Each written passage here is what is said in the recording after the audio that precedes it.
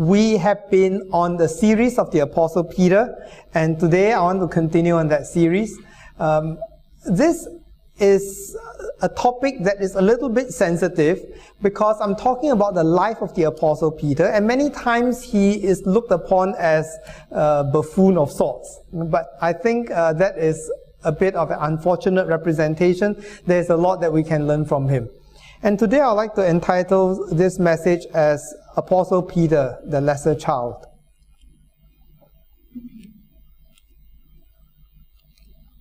Let's switch this on. Okay. We'll be reading from two different passages, Galatians 2 and 2 Peter 3. Galatians chapter 2, verse 11. When Cephas came to Antioch, that is, this is Apostle Paul speaking. When Cephas came to Antioch, I opposed him to his face because he stood condemned. For before certain men came from James, he used to eat with the Gentiles. But when they arrived, he began to draw back and separate himself from the Gentiles because he was afraid of those who belonged to the circumcision group. The other Jews joined him in his hypocrisy, so that by their hypocrisy, even Barnabas was led astray. When I saw that they were not acting in line with the truth of the gospel, I said to Cephas in front of them all, "You are a Jew, yet you live like a Gentile and not like a Jew. How is it then that you force Gentiles to follow Jewish customs?" This is our first reading for today. Our second reading is from 2 Peter chapter 3. So the first reading is Paul's comments about Peter. The second reading is Peter's comments about Paul. Right? 2 Peter chapter 3 verse 14. So then, dear friends, since you are looking forward to this, make every effort to be found spotless, blameless, and at peace with him. Bear in mind that our Lord's patience means salvation, just as our dear brother Paul, who also wrote you with the wisdom that God gave him. He writes the same way in all his letters, speaking in them of these matters. His letters contain some things that are hard to understand, which ignorant and unstable people distort as they do the other scriptures to their own destruction. Okay. First of all, let's take a look at what this passage is about. See, I think the reality is that conflicts will always arise in life. And to pretend that there is no conflict among believers is rather disingenuous. There will be conflicts. And it is a passage, honestly, that I'll rather avoid touching on, because this is a passage that concerns the conflict between Peter and Paul. By the same token, it is usually in conflicts that a person's core character comes out.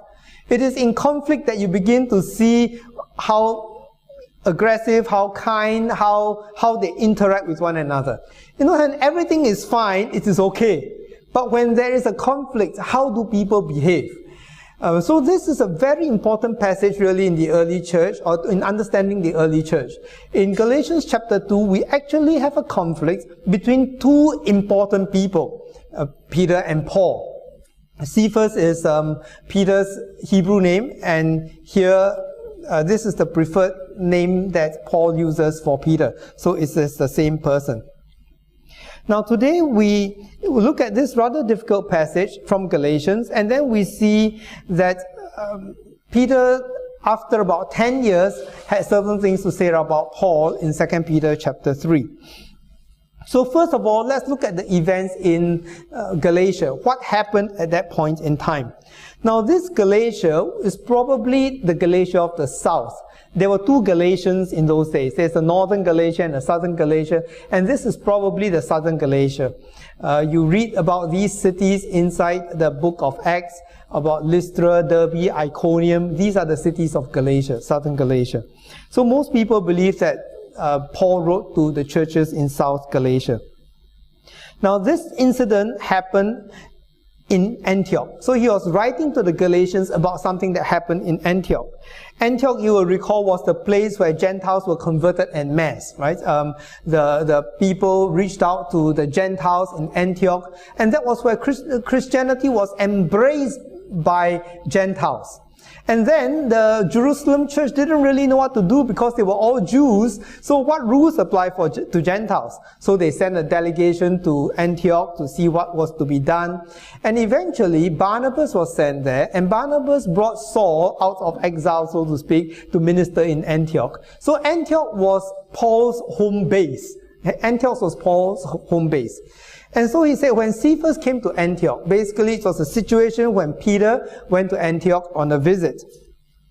Now, Peter and Paul were working together in Antioch at one time. So at one time they met each other in Antioch and they were working together. Peter had successfully brought Jews to faith, but the main congregation in Antioch was still Gentile. So there was a minority of Jews there. And when Peter was there living among the Gentiles, he was living as a Gentile, meaning that he was eating food that the Gentiles ate. He was not keeping special dietary rules or anything like that. He was living like a Gentile. But then came a delegation from James, meaning from Jerusalem. James was the chairman of the church in Jerusalem. So a delegation from James, certain men, indicated to us that it was probably official or quasi-official capacity that they came. So they came and they said some things to Peter, and then Peter withdrew himself from the Gentiles with whom he was eating. Okay, and this got the Apostle Peter very upset. And that was the cause of this conflict between the two. He says that when they arrived, that is the people from James, he began to draw back and separate himself from the Gentiles because he was afraid of those who belonged to the circumcision group. Then other Jews began to join him as well. So the church began to split up. Then you have one Gentile faction and one Jewish faction, and they were meeting separately and eating separately. Now, eating was vital to the early church. It was a little bit like what we have in our meal before our meeting. For them, the Holy Communion was a full meal. It was not, just representative. It was a proper meal, like the Last Supper. Okay. And the whole point about this meal is that it demonstrates fellowship and solidarity, that we are breaking bread together. We are all of the same body. We are all of the same family. But now that the separation has occurred, it suggests that there are two different groups, two different sets of rules within one community. And so this became a rather serious matter. And then we are told that other Jews began to join Peter, and even Barnabas was led astray. Now when you look at the word hypocrisy, it sounds like a very strong word, and in English it is. But in the Greek, it doesn't carry the same sense as it does in the English. A hypocrite is a person who is an actor.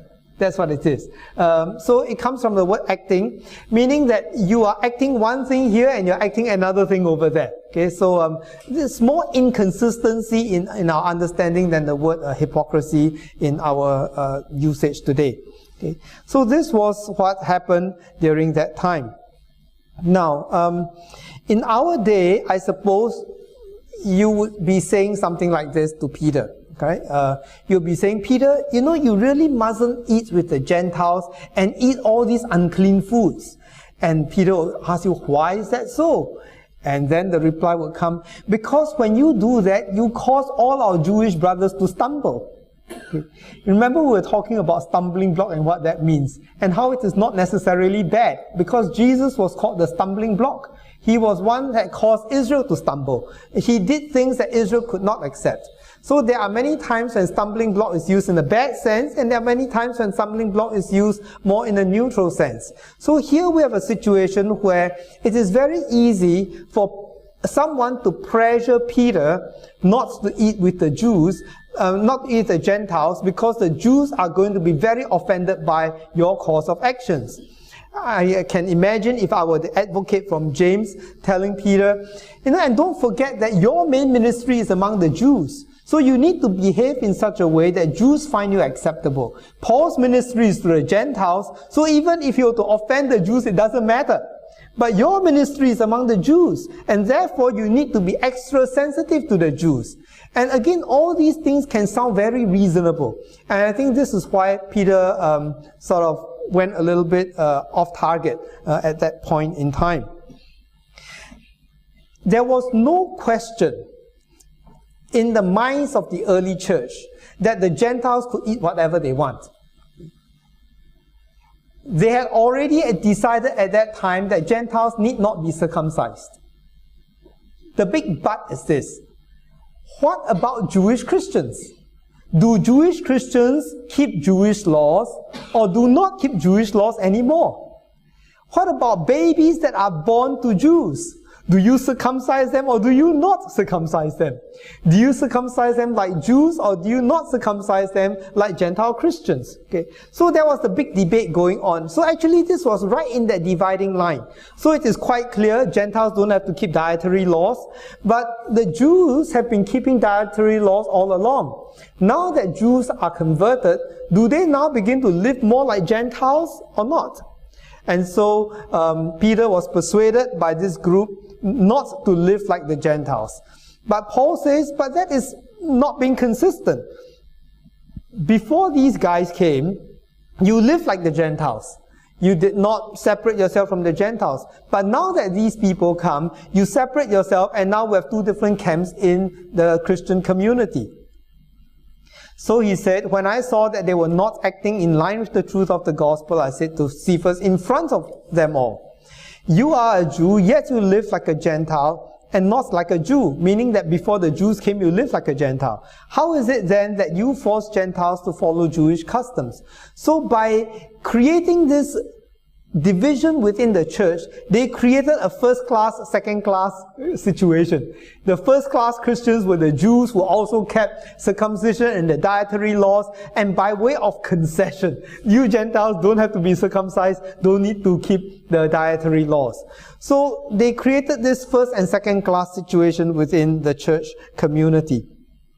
Now many people have asked things like, what was before or after the Jerusalem Council? You see, in Acts chapter 15, there was a Jerusalem Council that talked about the question of Gentiles. Do Gentiles need to follow Jewish laws or not? And the answer was no, they don't have to. So some people said that this event happened before the Acts 15. Some said it happened after, and scholars are quite divided on that, and they continue to fight. So that is not what we're trying to resolve today, so I will not bother to go into it, but just to highlight to you that there is quite a bit of background. And the big struggle within the early church was this whole issue of Jewish Christians versus Gentile Christians. Now, Peter himself was clear that there were no dietary restrictions needed for the Gentiles or for himself. You'll recall in Acts chapter 10 that he had a vision with the sheets that came down from heaven and all kinds of animals, and the voice says, kill and eat these animals. And he said, I cannot do it. But eventually he understood that he was going to talk to Cornelius, a Gentile. But the literal meaning should also be accepted. The literal meaning is that you can now eat any animal. So Peter himself was very clear that he could eat any animal. Okay. He was the one who stood up in the Jerusalem Council, who defended the rights of Gentiles to come to Christ without becoming Jews. So the issue was about Jewish practice. And the problem was that by doing what he did, the Apostle Peter threatened to split the church. Now, then we come to what happens and how it relates to the Apostle Paul. This was about 10 years after the events in Antioch. Okay? The events in Antioch could have been anywhere from some say 49 or 50 AD. Okay, so this is probably 60-something AD when 2 Peter was written. Now look at how he writes about the Apostle Paul. First of all, when you read this passage, you do not catch any hint of resentment against Paul, right? He says that just as our dear brother Paul also wrote you with the wisdom that God gave him. There is no sense of anger or resentment towards Paul at all. Okay. So this is the first point that I like to bring up. That the humility of Peter. The humility of Peter. You see, Peter accepted Paul's public rebuke. And as it turned out, Paul was right, Peter was wrong. He accepted Paul's public rebuke, and in a somewhat humiliating reprimand. He was the most senior, or the chief of the apostles, so to speak. And here was the youngest, the newest of the apostles telling him that he was off target, and that so in public. Now there was a lot at stake, and as it turned out, Paul was right and Peter was wrong. But still, it would have been a very difficult time for Peter in terms of personal pride and ego. Okay. Now, some argue that Paul was right in confronting Peter this way. Some said that, while the content was right, he should have maybe done it in private or whatever. But I think we speak all these things from our own cultural background. If you are a Westerner, you would be more prone to say, it should be a more direct confrontation. If you are from the East, you would have said probably it is better to pull him aside and talk to him privately. So I think we put in a lot of our personal perspectives into it. But whatever the case, it would have been difficult. It would have been difficult under any cultural circumstances for Peter to accept this reprimand or rebuke from the Apostle Paul. Now, here I think Peter's humility really stands out, because he accepted a public reprimand and he did not react against it in a negative way or harbor it in his heart in a negative way. Here we find authenticity among God's people. People can make mistakes. The Apostle Peter can make mistakes, but he's also prepared to accept correction, even from someone who was his junior. There was also a community acceptance. The community could also accept that Peter, an apostle, could make mistakes. That we are not above mistakes. We look at apostles and we think of them very highly, as we ought to, but not everything that the apostles wrote was inspired. Of course, the epistles that they wrote was inspired by God, but the shopping list that they wrote is not inspired, or if they are doodling something, it is not inspired.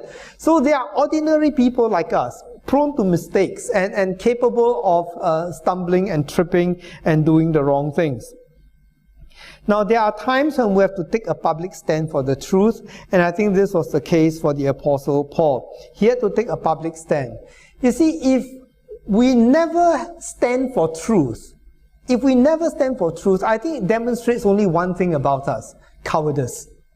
Because I do not believe that there is no time in your life that you do not have to speak up for the truth. Okay. So if you never have to speak up for the truth, perhaps it is because by nature you are timid and you are a bit cowardly. But if you are always standing up for the truth, always contending, then perhaps you are being quarrelsome. That, you are quarrelsome and you are using the faith as an excuse to express your aggression and your quarrelsomeness. Some people do that. They are quarrelsome by nature, and so now that they are Christians, they have a very good reason to be quarrelsome. They look for people to quarrel with. Okay. So we don't want either extremes. We don't want people who never stand for the truth, and we don't want people who, in the name of truth, is always fighting and arguing with somebody else. That neither is the sample or the model that is given to us. Now, here we have a very important lesson for us. That is, we must not give way to legalists. See, there are those of us Christians tend to be generally conservative people. And we say that we stay as far away from problems as possible. And to be conservative is good. Well, here the problem was with the conservatives. The conservatives were the ones who say, let's go back to circumcision, let's go back to dietary laws. And the less conservative were the ones who said, there's no more need for circumcision, there's no more need for the dietary laws. So I think it is important for us to get things right. It is neither legalism nor being a libertine. A libertine is a person who tosses out all standards and all rules and regulations.